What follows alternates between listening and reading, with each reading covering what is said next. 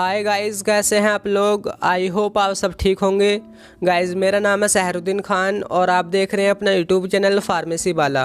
Guys, आज की जो हमारी जनरल फार्मेसी की वीडियो है, इस वीडियो में हम कुछ कॉमन मेडिसिन टर्म देखने वाले हैं, यानी कि मेडिकल टर्म जो कि एक मेडिकल स्टूडेंट को, जैसे कि आप फार्मेसी स्टूडेंट हैं या फिर नर्सिंग स्टूडेंट हैं या फिर जेएनएम वगैरह के हैं, तो आपको वो पता होनी चाहिए। ठीक है, जनरल नहीं है, जैसे कि मेडिसिन पे कहीं लिखी होती है या फिर कोई हमारी डिसीज़ होती है तब ये यूज़ होती हैं। तो ये जो सारी टर्म्स हैं, एज ए मेडिकल स्टूडेंट आपको इनके बारे में पता होना चाहिए। तो आज हम उन्हीं के बारे में आपको बताने वाले हैं, तो आप वीडियो को लास्ट तक ज़रूर देखते रहना। और गाइस, आप कमेंट करके ज़रूर बताना कि हमें नेक्स्ट पार्ट इसका अपलोड करना चाहिए या फिर नहीं करना चाहिए। ठीक है, तो देखिए सबसे पहले जो हमारी टर्म है वो है एनाल्जेसिक। एनाल्जेसिक देखिए, ये वो सारी मेडिसिन्स होती हैं जो हमारी पेन रिलीफिंग में काम आती हैं, या फिर कहें तो जो पेन रिलीफ करती हैं उनको हम एनाल्जेसिक बोलते हैं। ठीक है, जैसे कि कोई भी मेडिसिन है, अगर उस पर एनाल्जेसिक लिखा हो तो वो पेन रिलीफिंग है। इसके अलावा देखिए हमारी दूसरी है एंटीपायरेटिक। एंटीपायरेटिक ड्रग वो होती हैं जो कि हमारे फीवर को कम करती हैं, बुखार को कम करती हैं। ठीक है, इसके अलावा हमारी नेक्स्ट है एंटीसेप्टिक।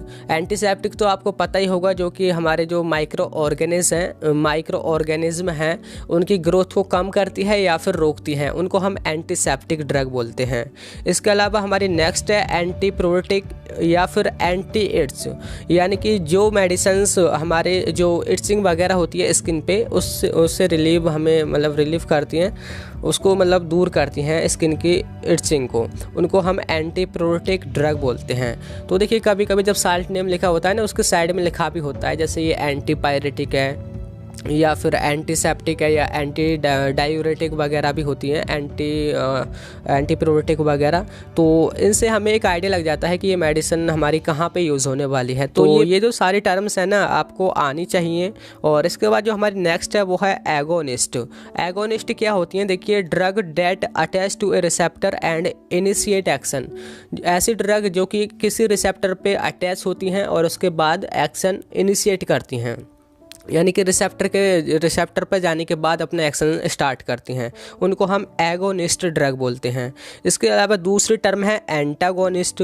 एंटागोनिस्ट देखिए ऐसे ड्रग होती हैं जो किसी भी रिसेप्टर पर अटैच तो नहीं होती और ना ही कोई एक्शन शो करती हैं, बल्कि जो ये एगोनिस्ट होती हैं उनके एक्शन को और रोक देती हैं, यानी कि एंटा एगोनिस्ट, एगोनिस्ट के जो एक्शन है उसको रोकने वाली, उनके अगेंस्ट काम करने वाली। और इसके बाद जो हमारी नेक्स्ट जो टर्म है वो है एंटी नियोप्लास्टिक। देखिए, एंटी नियोप्लास्टिक वो सारी ड्रग्स होती हैं जो कि कैंसर सेल की जो ग्रोथ है उसको इनहिबिट करती हैं, यानी कि कैंसर जब जो सेल बनती हैं उनकी ग्रोथ को रोकने वाली ड्रग सारी एंटी नियोप्लास्टिक उनके ऊपर लिखा होगा। इसके अलावा देखिए हमारी एक नेक्स्ट टर्म है वो है एंजाइना। एंजाइना देखिए क्या होता है? Pain in chest. अगर हमारे चेस्ट में पेन हो तो उसे मेडिकल टर्म में हम एंजाइना बोलेंगे।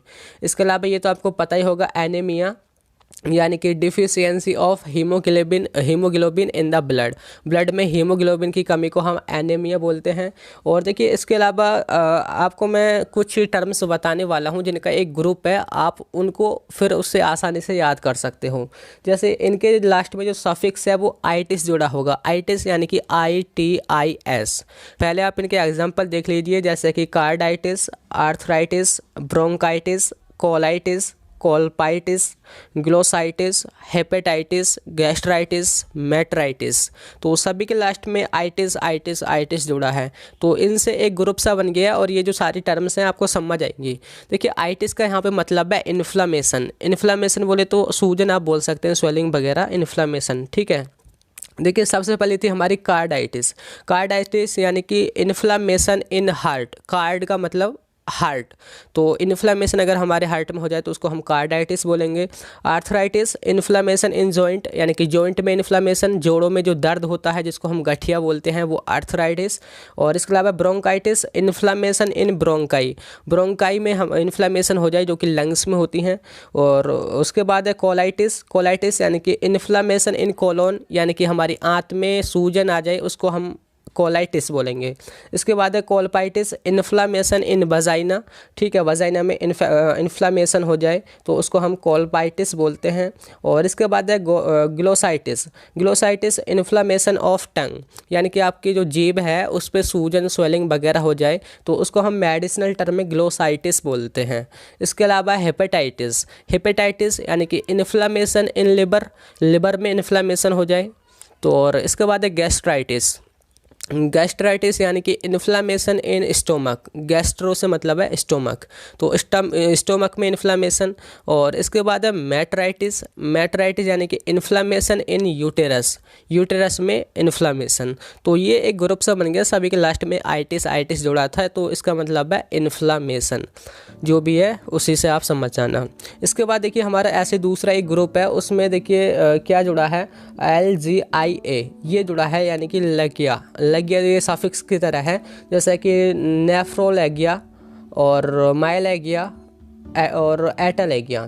तो ये जो तीन है देखिए सभी में लैगिया लैगिया जुड़ा है, तो इसका मतलब होता है पेन, जैसे कि नेफ्रालैगिया यानी कि pain in kidney, NEPRA NEPRA nephron होता है ना तो वो किडनी से रिलेटेड होता है, तो पेन इन किडनी तो वो हमारा नेफ्रालैगिया बोलते हैं हम मेडिसिन टर्म में।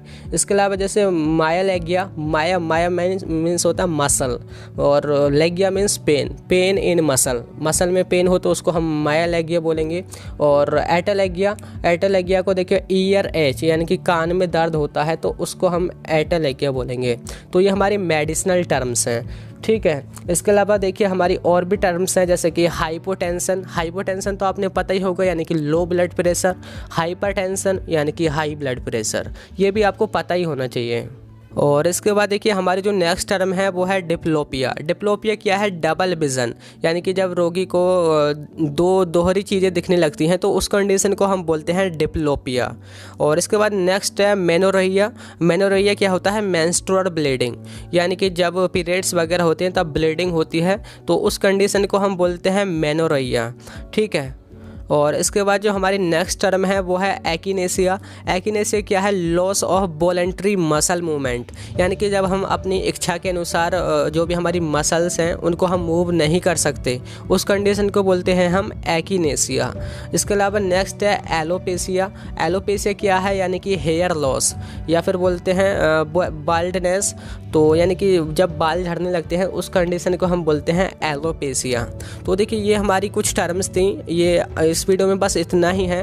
अगर आप कमेंट करते हैं, मतलब अगर आपको ये वीडियो अच्छी लगी है या फिर आपके लिए हेल्पफुल है तो हम नेक्स्ट पार्ट भी इसका अपलोड करेंगे, तो आप हमें कमेंट करके ज़रूर बताना कैसी लगी आपको वीडियो। और अगर आपको वीडियो पसंद आई हो तो लाइक कर देना, आपके जो क्लासमेट हैं उनके साथ शेयर कर देना, और ऐसे ही वीडियोज़ के लिए आप हमारे फार्मेसी वाला चैनल को सब्सक्राइब कर देना।